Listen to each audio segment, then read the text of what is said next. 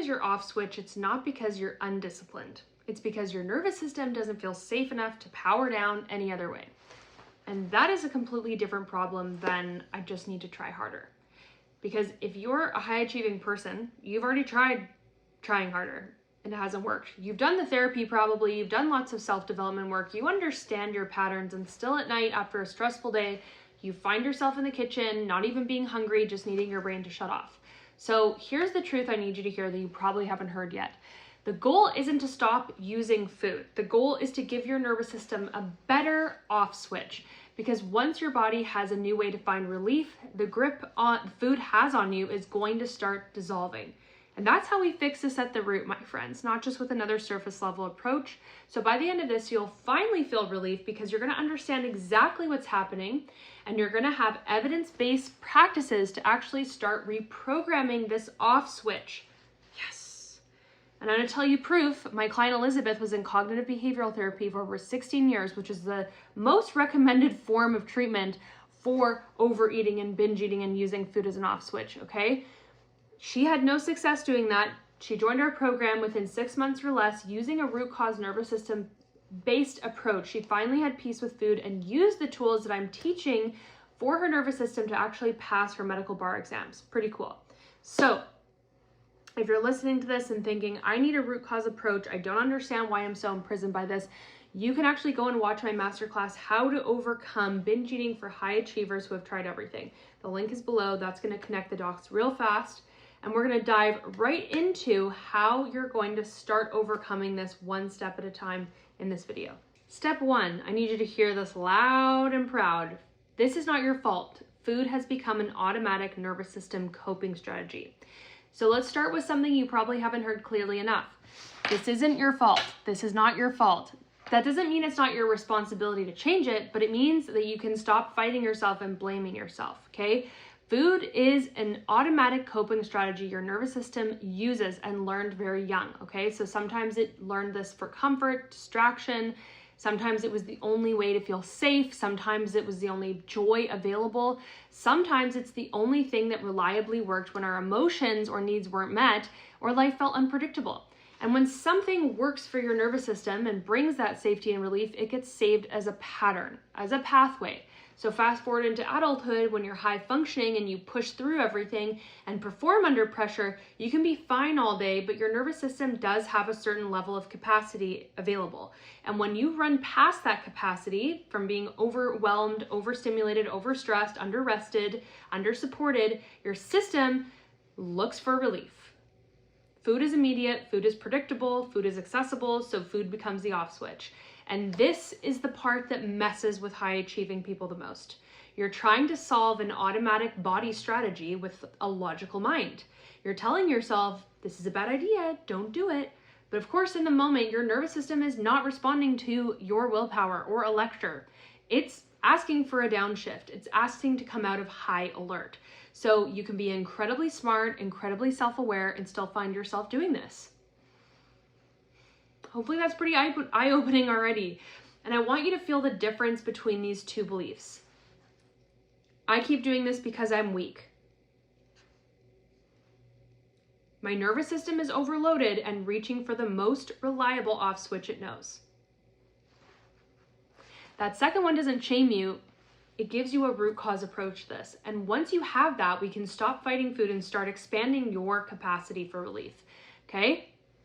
So, really, really simply, the next time you feel a pull towards food as an off switch, just ask yourself, am I actually hungry, or am I actually trying to fill a need that's not being met? Am I trying to turn off anxiety? Am I trying to turn off loneliness? Am I trying to turn off adrenaline? Am I trying to turn off that feeling that I'm behind and I've got a million things to do? Naming it matters because that awareness is going to help you actually start solving this at the root. It's going to help you stop blaming and shaming yourself, thinking you have a lack of willpower. And it's going to help you start understanding that this is a nervous system state problem. And if we have that information, we're going to empower ourselves to change this at the root so you will no longer be imprisoned by this any longer. And remember, as I already said earlier, If you're listening to this and thinking this is all hitting home, this is me, I want a root cause approach to kick this for good. You identify as a high achiever who struggles with overeating and binging and using food as an off switch, download my full free masterclass because it's an hour-long training on exactly how you're going to overcome this from start to finish. Okay, now let's get into the real meat and potatoes of how we're going to overcome this and some practical tools right here, right now. Don't go anywhere. Step 2, we're going to reprogram your off switch so your nervous system has better options for relief. Because remember, if food is your only off switch, then your nervous system is going to keep reaching for it until it has something else that works better.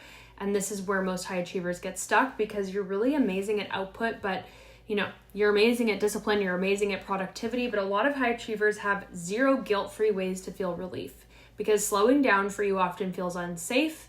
Rest feels like you're falling behind. Joy feels like an indulgence. Comfort feels like it's a weakness. So your nervous system learns a really intense equation. Relief is only allowed to come through food. Okay? So if the only time you let yourself soften is with food, then of course your body craves food. It's not craving calories, it's craving permission, it's craving relief, it's craving safety, it's craving comfort. So yeah, the solution isn't to stop the craving, it's actually to expand your options, okay? And the extent to which your nervous system has options is the extent to which you can be free. So I want you to think of it like this. If your nervous system has one emergency exit, food, then it will always use it every time there's smoke or even a hint of it. But if you build 5 emergency exits, now all of a sudden, and they're sexier exits that work faster and better, then food stops being the only way out. So how do we build those exits? 2 parts. 1, we add true relief to your life in a way that your nervous system can actually accept it. And 2, we use tools that actually speak directly to your nervous system, not just your mindset. Because as we know, the logical mind is largely offline when these cravings happen. And you can't logically argue your way into feeling safe. You can't high achieve your way into feeling safe. You have to create safety as a body experience, okay? So what I'm going to teach you is going to be pretty revolutionary. First of all, I want you to ask yourself this question and really sit with it. What brings me relief? What brings me relief?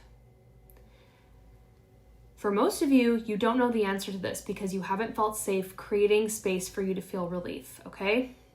And I don't mean the cliche kind like a bath or a warm blanket. I mean like actual forms of relief and reward outside of food.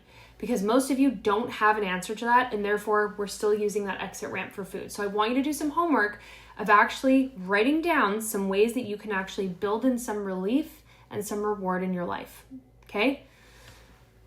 Number 2, we need a practical way to down-regulate your nervous system. So I'm going to teach you that right here, right now. All I'm going to ask you to do is a short tapping routine that you can do with me. This is evidence-based, okay? Might feel weird because you're going to tap on your face, but this is an evidence-based routine that you're going to use to actually build safety in your nervous system, build another exit strategy, and you're going to want to save this video and repeat this, okay? So, even though my nervous system is overloaded right now, and it has learned to use food to turn it all off, I'm open to another way of finding relief.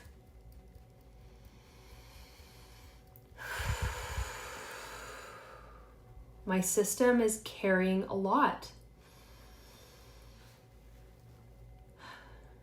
No wonder I want an off switch. This isn't me being weak or lacking willpower.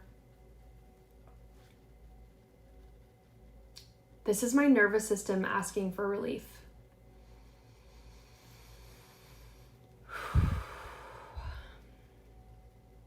I'm learning to slow down and rest without guilt.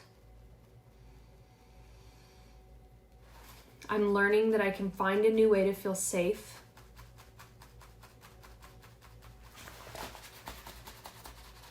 I'm actually creating safety right here, right now, in this moment.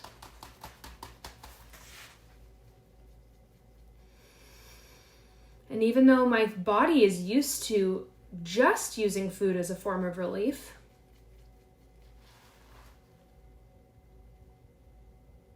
I'm learning healthier ways of finding that relief.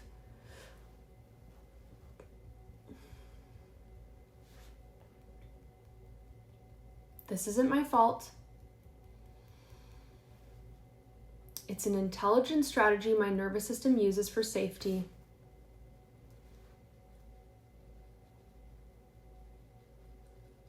And now that I know that,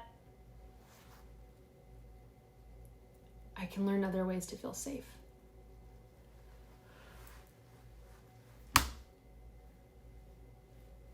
Take a nice easy breath in through the nose, out through the mouth. Take a second, look around the room that you're in, give your body a chance to catch up with your mind.